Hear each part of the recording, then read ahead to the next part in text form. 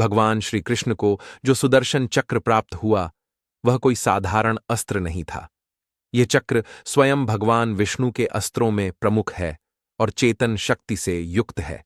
इसे विश्वकर्मा ने भगवान विष्णु के लिए विशेष रूप से निर्मित किया था।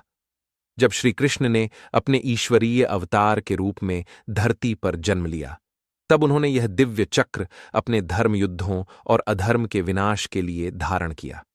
यह चक्र सदैव उनके हाथ में दिखाई देता है, जो समय आने पर स्वतः प्रकट होकर कार्य करता है। महाभारत में इसका उपयोग शिशुपाल के वध के समय हुआ था, जब शिशुपाल ने श्री कृष्ण की 100 बार निंदा की और फिर सीमा लांघी। तब श्री कृष्ण ने सुदर्शन चक्र से उसका संहार कर दिया। इसके अतिरिक्त भी कई बार इस दिव्य अस्त्र ने धर्म की रक्षा की है। यह चक्र केवल एक अस्त्र नहीं, बल्कि धर्म की आत्मा है, जो श्री कृष्ण के आदेश पर सृष्टि का संतुलन बनाए रखता है। यह ब्रह्मांडीय नियम का प्रतीक है। अधर्म कितना भी बलवान हो, धर्म अंततः विजय पाता है। संस्कृत में कृष्ण शब्द का अर्थ होता है जो आकर्षित करता है। यह नाम 2 भागों से बना है। कृष, जिसका अर्थ है आकर्षण या खींचना, और न, जो आनंद स्वरूप को दर्शाता है। अतः कृष्ण वह है जो अपने सौंदर्य, माधुर्य और दिव्य गुणों से सभी को आकर्षित कर लेता है। वह केवल गोपियों को ही नहीं, संपूर्ण ब्रह्मांड को अपनी ओर खींच लेता है। भगवान श्री कृष्ण का व्यक्तित्व इतना मधुर, करुणामयी और गूढ़ है कि देवता, आर्ष्य, योगी और साधक सभी उनकी भक्ति में लीन हो जाते हैं। उनका रंग श्याम है, जो सांवले रंग में अपार सुंदरता का प्रतीक बन जाता है। कृष्ण केवल नाम नहीं, ये एक भाव है, प्रेम, करुणा, धर्म और लीलाओं का अद्भुत संगम। वह गीता के उपदेशक हैं, गोपियों के प्रियतम हैं, अर्जुन के सारथी हैं और ब्रह्मांड के संरक्षक।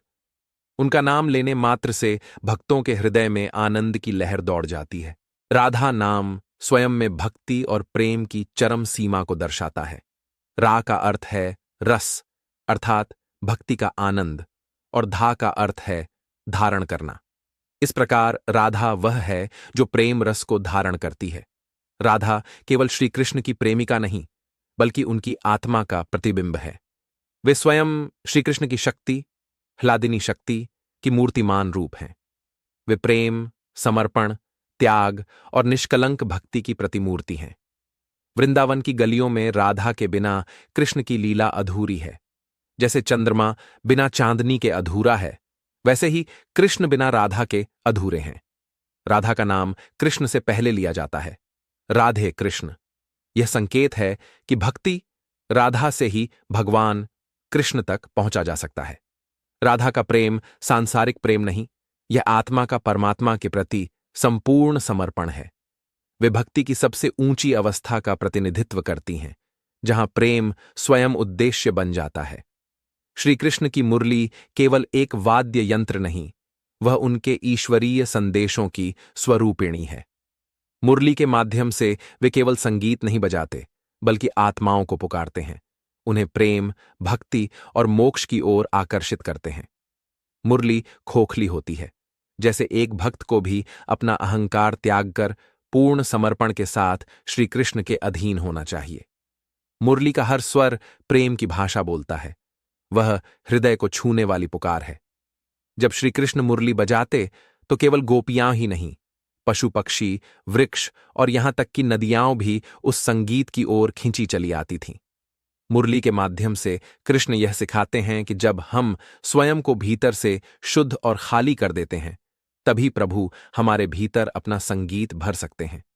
यह मुरली केवल ध्वनि नहीं, बल्कि ध्यान का माध्यम है, एक ऐसा यंत्र जो आत्मा को ईश्वर से जोड़ देता है। यह प्रेम का, भक्ति का और मुक्ति का सबसे मधुर मार्ग है। श्री कृष्ण की मुरली के स्वर समय समय पर बजते थे और प्रत्येक समय के पीछे एक गहरा अर्थ होता था। वे प्रातःकाल मुरली बजाते थे, जब वृंदावन की वसुंधरा अंधकार से प्रकाश की ओर बढ़ रही होती थी। उस समय मुरली की ध्वनि से गायें, ग्वाले और गोपियां अपने कार्यों के लिए जागते थे। यह संगीत उन्हें दिन भर आनंदमयी बना देता था। संध्या समय जब कृष्ण अपने ग्वाल मित्रों और गायों के साथ लौटते, तो उनकी मुरली पुनः बजती, जिससे वृंदावन की हर आत्मा उनकी ओर दौड़ आती। रात्रि में जब रासलीला होती थी, तब यह मुरली गोपियों को आत्मा की पुकार बनकर बुलाती थी। यह सांसारिक प्रेम नहीं, आत्मिक मिलन की ओर संकेत करती थी। यह मुरली श्री कृष्ण की चेतना की पुकार थी, जो संसार के हर कोने में फैली रहती थी। मुरली बजाना केवल लय या राग नहीं, यह आत्मिक स्पंदन है, जो प्रत्येक जीवात्मा को उसकी परमात्मा से जोड़ने का कार्य करती है। मुरली का रहस्य अत्यंत गूढ़ और आध्यात्मिक है। यह केवल एक बांस का टुकड़ा नहीं, बल्कि एक जीवंत संदेश है, समर्पण, त्याग और भक्ति का। बांस ने अपने जीवन को खोखला कर दिया, तब जाकर वह मुरली बना। यह हमें सिखाता है कि जब हम अपने भीतर के अहंकार, वासनाओं और लोभ को निकाल दें, तभी श्री कृष्ण हमसे अपना दिव्य संगीत उत्पन्न कर सकते हैं। मुरली यह बताती है कि केवल वही व्यक्ति श्री कृष्ण का प्रिय बनता है, जो आत्मा से निर्मल, मन से समर्पित और जीवन से निष्काम होता है। मुरली में कोई छेद न हो तो वह स्वर नहीं देती। उसी तरह यदि हमारी आत्मा में भक्ति के छिद्र न हो तो ईश्वर की ध्वनि नहीं गूंजती। मुरली एक प्रतीक है, जो बताता है कि परमात्मा केवल उसी में वास करता है, जो स्वयं को खोकर ईश्वर को पा लेता है। यही साधना का अंतिम लक्ष्य है, श्री कृष्ण की मुरली बन जाना, ताकि उनके प्रेम का राग हमारे माध्यम से इस सृष्टि में गूंजता रहे।